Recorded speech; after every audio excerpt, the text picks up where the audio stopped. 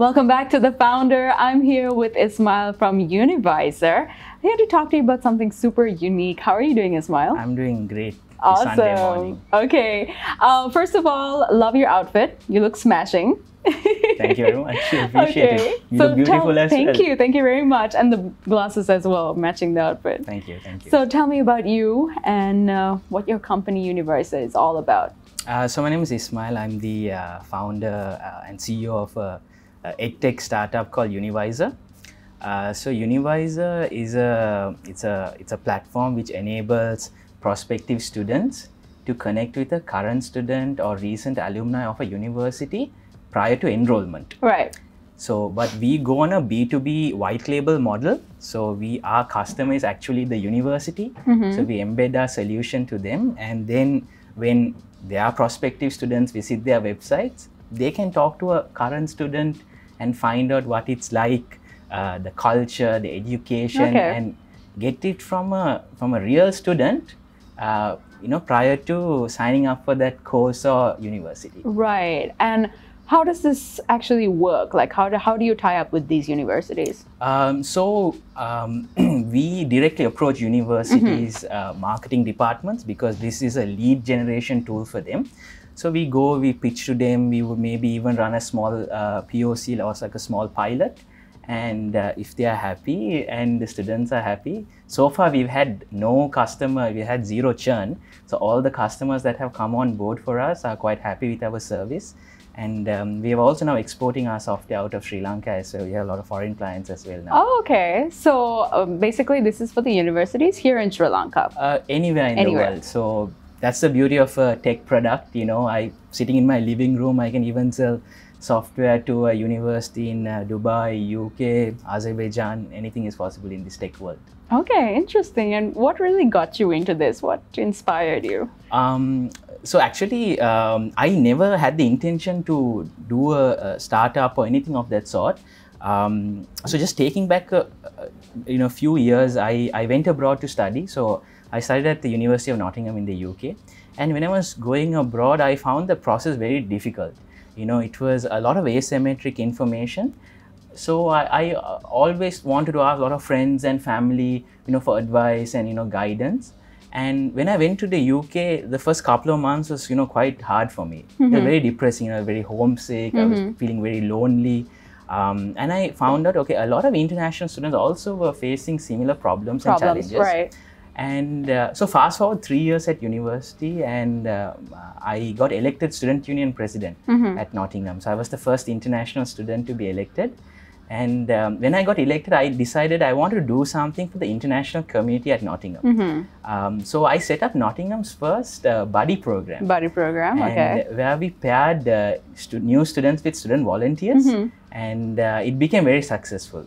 Okay. And when I came back, then I moved back to Sri Lanka. I was working for an IT company.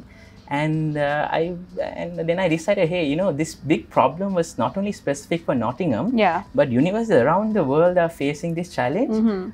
It's very hard for me to go into each individual university and do this.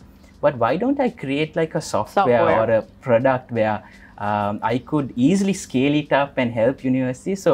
So that was actually how Univiser started. So it was a multiple occurrences happen in my life, which accumulated to form Univiser. Oh, wow. I mean, I totally get that. The anxiety of going into a new uni, not knowing anyone. I mean, the pressure is real for sure. But yeah, a program like this, really interesting. And I feel like a lot of people can make use of it. And how many universities have you tied in with so far? Currently, we are working with 12 plus universities now, and we are growing every day.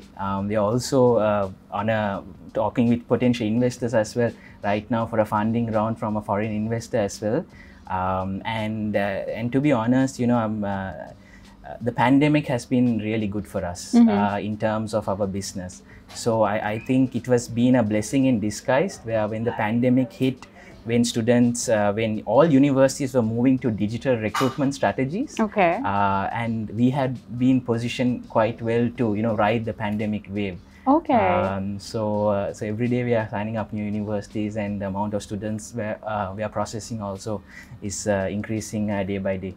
Oh, wow. Okay, that's really cool. Congratulations on Yeah, that. thanks. How long have you had this company with you, Univiser? So I think it's almost now 3 years. 3 years. Okay. Yeah.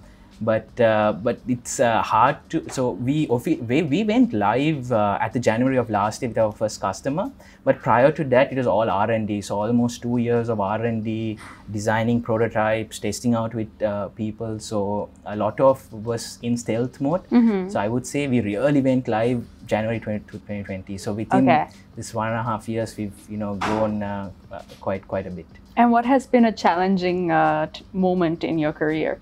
I think for me personally, since I come from a non-tech background, so my background is like econ and maths. All right. So I had no idea about coding or technology of that sort.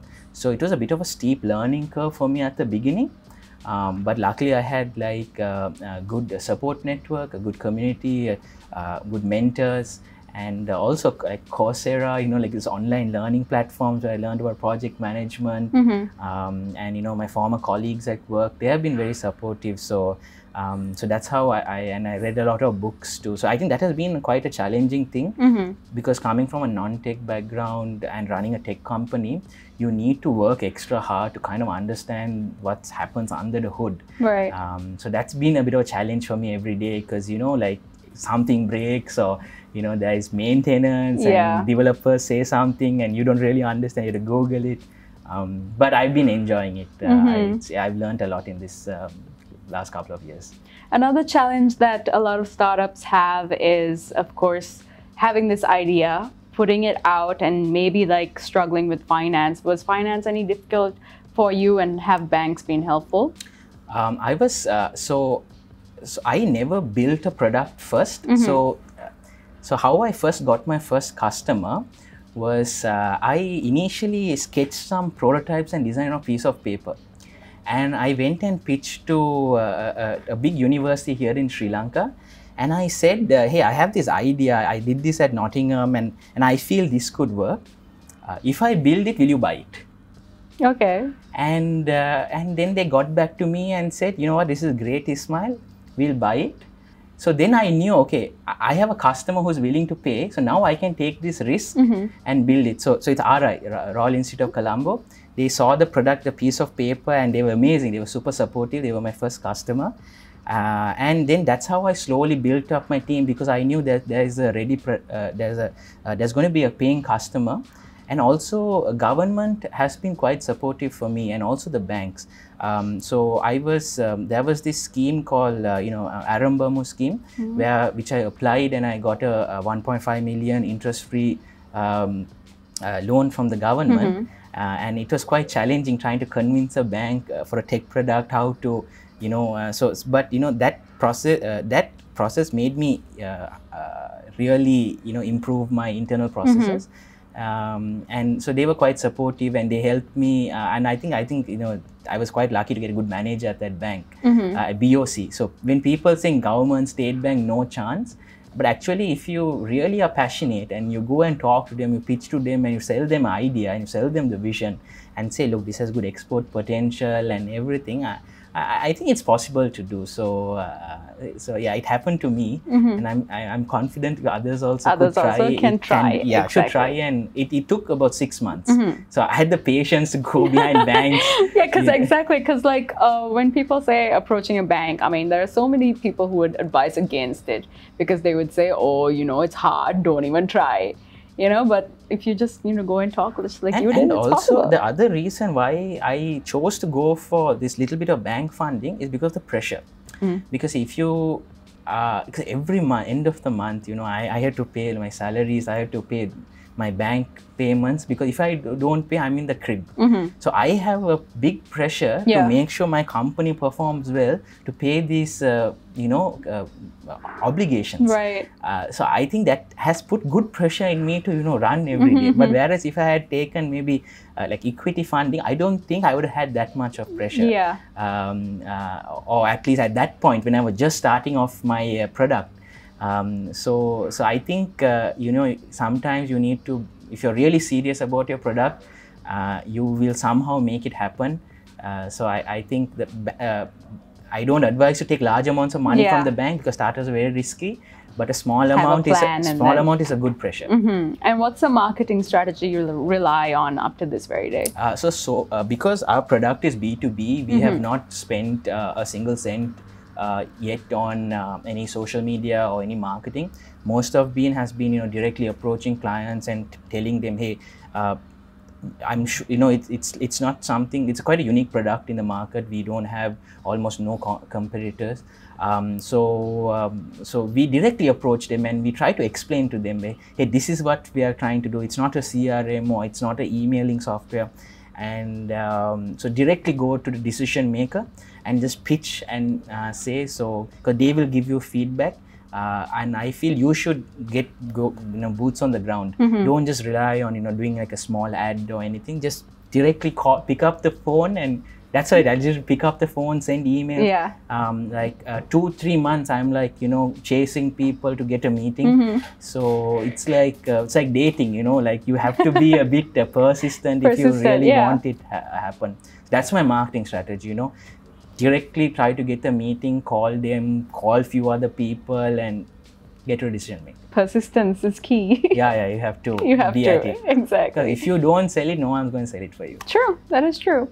I gotta give a big thank you going out to the Colombo Cooperative for providing us this space, and they're all about creating modern workspaces for companies of all sizes. And they have a question for you, Ismail. They would like to know what community means to you and how you build it.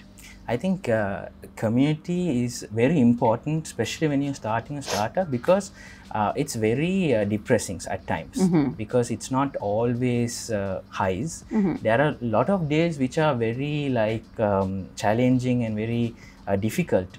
But if you have a startup community, or if you have other, somewhat of co-working space, you can see other people also suffering, so you feel like, oh, okay, fine, this is normal. Okay? Share the suffering. So you share the suffering, because you only hear success stories and all, you get very depressed that, okay, what am I doing something wrong? Exactly. But if you see other people who are also your age are kind of struggling, and then you're like, Machang, how did you solve this problem, or what did you do like this? You can learn from them and you can collaborate. So it's very important to have good support network, community, mentors, around you, so you can succeed together. So it's always collaboration over competition. Nobody's here to compete with you. If they can do it better than you, that means you need to step up your game. You need to stop worrying when somebody stops copying you. That's when you're going to go down. Well said, well said. Now that you're your own boss, would you ever work for someone else? Well, since I have a vision for my own startup, what I want to do 5-10 years, I don't think I would work especially full-time for anyone else, because I have a good action plan what I want to do. And also once you really understand, once you enjoy, it's quite a bit of an addictive thing, it's kind of becomes a way of life. So I feel I'm not sure if I would work under someone else, at least for the next 10 years. Maybe once I have my exit and I have time, then maybe I might go and join as a consultant and help someone else boost their business. Probably. But not go and... But if it wasn't for Univiser, what would you be doing? So I was actually, contemplating doing a master's abroad. Okay. And I was looking online, and I found this process difficult as well. So then... There's a lot of difficulty out there. Yeah, it's actually quite challenging, because you're spending a large amount of money going to a new country. And you can never trust the brochures and the marketing people. They will sell you the sun and the moon, and you just go there and so my opportunity cost was actually doing a master's. So I would have probably been doing a master's if not for Univiser, because I was like, okay, if I'm going to spend X amount for my master's, I'd rather take that money and invest in a startup which I'm passionate about. If my startup doesn't succeed, then let's say I wanted to spend X amount, just think of that as a real life learning. What I'm anyway going to spend for my master's. If it succeeds, amazing. I have a business with a good cash flow and people. Even if it's not, that would be a better learning than spending 1 year in my master's. So that was my opportunity cost when I decided whether to start my startup or go abroad for a master's. Interesting. I would like to know what drives you. What really gets you out of bed in the morning? I think, once you try to find something what you really like, you actually don't sleep at night. You are always thinking about it. Yeah. So there was a saying, I think, that dreams are not what you have at night. It's actually what keeps you up at night. So every day I'm always thinking about, okay, how to improve the product, how to add better value for my customers, for my users. And over time it becomes part and parcel of your life. Like every time I meet my friends, I'm always talking about Univiser, talking about this university, that university. It's the kind of passion chooses you, I feel. That's the you shouldn't force yourself. It happens naturally. When it happens naturally, you're like, okay, I'm on the right track. Yeah. I'm not, automatically my challenges make me, I'm excited to go to work. And not like, oh, I need now motivation. I need to read a book. I need to go for a talk to get motivated. And what would you say is your definition of success?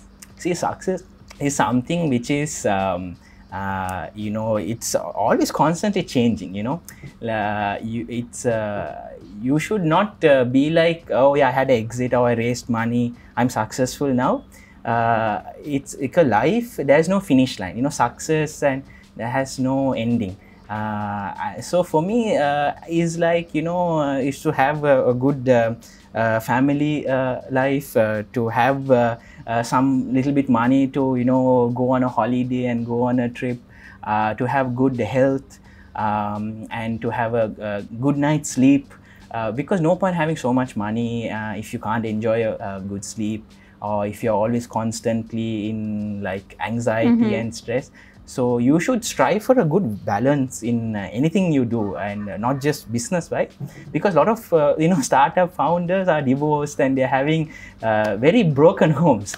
So it's rather better to and the statistics is the startup founders have a long relationship with their investors than with their spouses.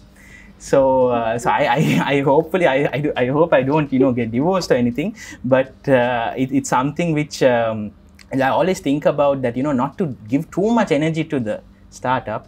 Always always think about family, and think about your friends, go on trips, and so then you really enjoy life. And you have like peace of mind. You have peace of mind. Yeah, correct. You're right. Now, assuming there are universities out there watching this right now, how would they get in contact with you, and how do they reach out to Univiser? So our website is www.univiser.io, or you could drop me an email at hello@univiser.io, and I'm happy to chat and see whether we could add value to your recruitment process. Univiser, why Univiser? How did you come up with that name? It was actually suggested by one of my friends. We were in Alla, and we were like brainstorming different names. And I was like, oh, it's these are like university advisors, and then my friend was like, university advisor, what about Univiser? I was like, dude, that's amazing, I love it, let's go for it. So I quickly searched online on GoDaddy to see whether the domain was available.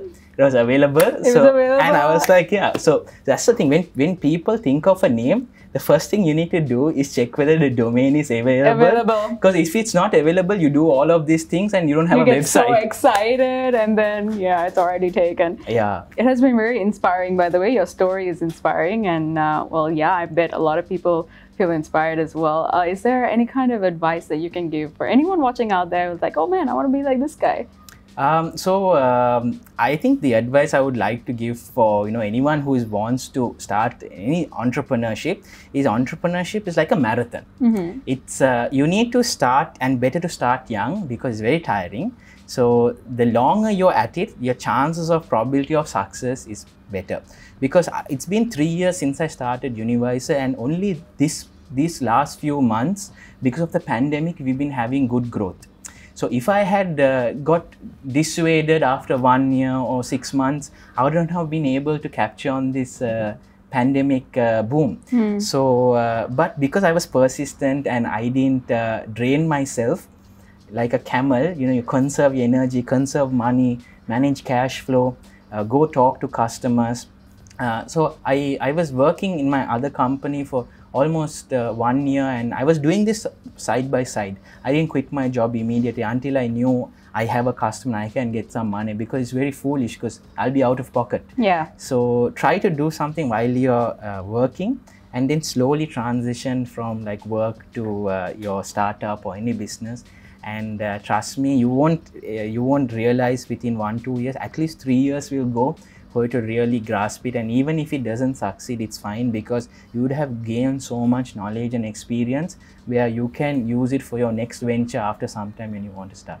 Awesome. So thank you so much for talking to us today and joining us. You better check out Ismail on Univiser. Thank you very much. Thanks a lot, Tasha. I really enjoyed being here today.